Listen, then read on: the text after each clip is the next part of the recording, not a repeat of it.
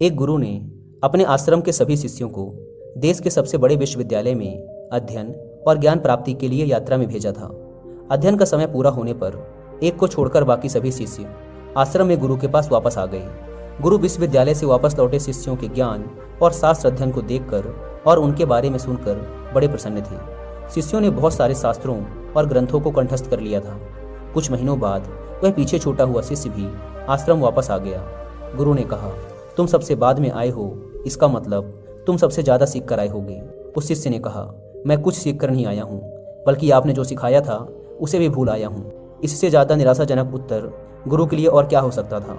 उस दिन के बाद से गुरु की नज़रों में उस शिष्य के प्रति स्नेह और सम्मान थोड़ा सा कम हो गया था। उस दिन के बाद से उस शिष्य को आश्रम के सबसे उपेक्षित और मुश्किल कामों को करने के लिए दिया जाता था। ऐसे ही कुछ दिन गुजरे। फिर एक दिन वह शिष्य दोपहर में गुरु की मालिश कर रहा था। पीठ की मालिश करते वक्त अपने आप ही उसके मुंह से निकल गया, मंदिर तो बहुत सुंदर है, लेकिन अंदर भगवान की मूर्त नहीं है। यह शब्द सुन गुरु के क्रोध का ठिकाना ना रहा। निश्चित रूप से ही यह शब्द गुरु के लिए ही कहे गए थे। उनके उस सुंदर शरीर को ही शिष्य ने मंदिर कहा था। गुरु के क्रोध को देखकर शिष्य जोर जोर से हंसने लगा। ये ऐसा था मानो किसी ने आग में ही घी डाल दिया हो। क्रोध में आकर गुरु ने अपना अपमान करने के आरोप में उस शिष्य को आश्रम से बाहर निकाल दिया। फिर एक रोज गुरु अपने कक्ष में बैठकर शास्त्रों का अध्ययन कर रहे थे। तभी अनायास ही कहीं से आकर वह शिष्य गुरु के समक्ष बैठ गया। गुरु शास्त्रों का अध्ययन किए जा रहे थे और वह चुपचाप बैठा सुन रहा था। तभी एक जंगली मधुमक्खी कक्ष के अंदर आकर बाहर जाने का रास्ता खोजने लगी। द्वार तो अभी खुला ही था, वही द्वार जहाँ से वह अंदर आई थी, लेकिन वह अंधी होकर व्यर्थ ही बंद खिड़की से बाहर जाने का प्रयास कर रही थी। इस व्यर्थ प्रयास में वह बार बार खिड़की से टकराकर खुद को घायल कर रही थी। उसकी लगातार भिनभिनाहट कक्ष के शांत वातावरण में गूंज रही थी। तभी अचानक ही वह शिष्य खड़ा हुआ और जोर से चिल्लाते हुए उस मधुमक्खी से बोला, अरे ना समझ, वह द्वार नहीं दीवार है, जरा रुक और देख, वापस जाने का भी द्वार वही है जहाँ से तू अंदर आई थी। उस मधुमक्खी ने तो नहीं, परंतु उस गुरु ने इस बात को सुना और उसे द्वार मिल गया। उसने पहली बार उस शिष्य की आंखों में बड़े ध्यान से देखा और उसने पाया कि यह शिष्य अब वह इंसान नहीं था जो यात्रा में गया था। यह तो एकदम ही अलग इंसान था। यह एकदम ही अलग आंखें थी। इसने वहाँ जो सीखा था वह कोई साधारण सीख ना थी। इसने कुछ सीखा नहीं था, बल्कि इसने तो कुछ जान लिया था, कुछ असाधारण, कुछ अद्भुत। गुरु ने कहा, मैं आज महसूस कर पा रहा हूँ कि मेरा मंदिर भगवान से खाली है। मैं यह भी महसूस कर पा रहा हूँ कि मैं आज तक दीवार पर ही सर मारता रहा, इसलिए मुझे द्वार न मिल सका। परंतु अब मैं उस द्वार को पाने के लिए क्या करूं? ऐसा क्या करूं कि मेरा मंदिर भगवान से खाली ना रहे? उस शिष्य ने कहा कि यदि भगवान को चाहते हो तो स्वयं से खाली हो जाओ। जो स्वयं भरा है वही भगवान से खाली है। जब कोई स्वयं से खाली हो जाता है तो वह पाता है कि वह तो हमेशा से ही भगवान से भरा हुआ था। और अगर उस द्वार को पाना चाहते हो तो पहले वही करो जो वह मधुमक्खी कर रही है। गुरु ने देखा कि वह मधुमक्खी अब कुछ नहीं कर रही है। वह बस शांति से दीवार पर बैठी हुई है, बस बैठी हुई है। उसने देखा, समझा, महसूस किया और जागा। उसे ऐसा लगा जैसे उसके भीतर अंधेरे में एक बिजली सी कौंध गई हो। अचानक उसने देखा कि मधुमक्खी को द्वार मिल गया। वह उसी द्वार से वापस जा रही थी। चित्त जब शांत होता है तो द्वार मिल ही जाता है।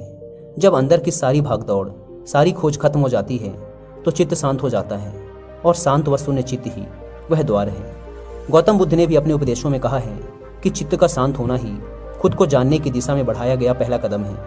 गौतम बुद्ध ने अपने उपदेशों में इस बात पर जोर दिया है कि अगर कोई इंसान खुद को जानना चाहता है तो सबसे पहले उसका अपने विचारों और भावनाओं पर पूर्ण नियंत्रण होना चाहिए। लेकिन इसका मतलब ये नहीं कि आप सोचना ही बंद कर दें। यह तो एक साधारण इंसान के लिए संभव ही नहीं है। इसका मतलब ये है कि हमें अपने माइंड के थिंकिंग पैटर्न को प्रैक्टिस के थ्रू ऐसे रीडिजाइन करना है कि यह एक थॉट प्रोड्यूसर नहीं बल्कि थॉट ऑब्जर्वर की तरह कार्य करे। यह किसी चीज़ को देखकर उसके बारे में धारणा बनाने की बजाय सिर्फ उसे ऑब्जर्व करे, उसे उसी रूप में देखे। अपने शिष्यों को यही सिखाने के लिए गौतम बुद्ध ने विपासना मेडिटेशन का सिद्धांत दिया था, जो कि हमारे थिंकिंग पैटर्न को रीडिजाइन करने में हमारी मदद करता है। एक बार मौलुकपुत्र नाम का एक इंसान गौतम बुद्ध के पास आया और बोला, बुद्ध, मैंने तुम्हारे बारे में बहुत सुना है कि तुम बहुत बड़े आत्मज्ञानी हो। तुम सबके प्रश्नों के उत्तर देकर उन्हें संतुष्ट कर देते हो। मेरे भी कुछ प्रश्न हैं जिनके उत्तर मैं बरसों से खोज रहा हूँ, लेकिन मुझे मिले नहीं। यदि तुम मेरे प्रश्नों के उत्तर दे मुझे संतुष्ट कर सके तो मैं मान जाऊँगा कि तुम बहुत बड़े आत्मज्ञानी हो। बुद्ध ने मुस्कुराते हुए कहा, मौलुक पुत्र, क्या तुम सिर्फ अपने प्रश्नों के उत्तर पाना चाहते हो या उत्तर पाने के बदले में कुछ खोना भी चाहते हो? यह सुन मौलुक पुत्र ने बड़े गर्व से कहा, मैं एक क्षत्रिय हूँ और क्षत्रिय कुछ खोने से कभी नहीं डरता। आप बस बताइए कि क्या देना है। बुद्ध ने कहा, एक बार फिर सोच लो मौलुक पुत्र, आसान नहीं होगा। मौलुक पुत्र ने कहा, सोच लिया। बुद्ध ने कहा, तुम्हें 1 साल तक मेरे आश्रम में रहना है, लेकिन तुम 1 साल तक मौन रहोगे, कुछ बोलोगे नहीं।